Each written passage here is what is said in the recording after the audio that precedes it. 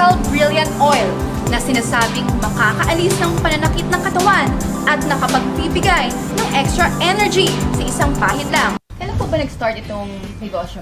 Nung na-stroke pa ako nung 2011, that is September, no? Na-stroke ako noon, tabingi ko to, bulol. Problema to, sabi ko. No work, no pay kasi yung negosyo natin eh. Problema yung resources natin pag nagpatuloy to.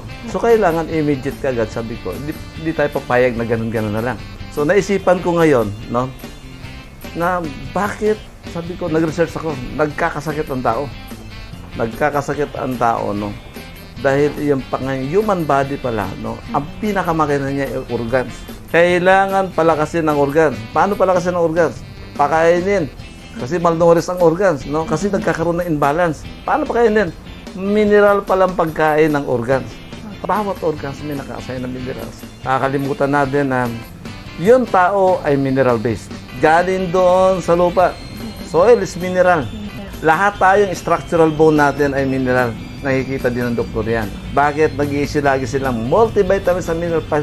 Kaya kung lack of minerals ka, ano mayayari? Nakikita natin na dehydrated yung hindi ang skin, nagda-dry, no? Tapos, yung moisture niya nawawala kasi wala nagsusupply sa bone. Kailangan palakasin ng bone kasi yun ang structural ng tao. So, yung advantage dito, no? Kung mayroon ka nito, no? Buti ka sa isang buti.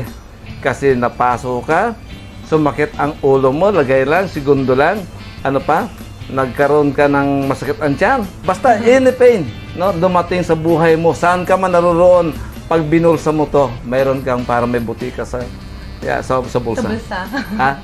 Tapos meron dito? May extraordinary power ka pa pag binulsa mo to. So ito demonstrable to yung product mo to.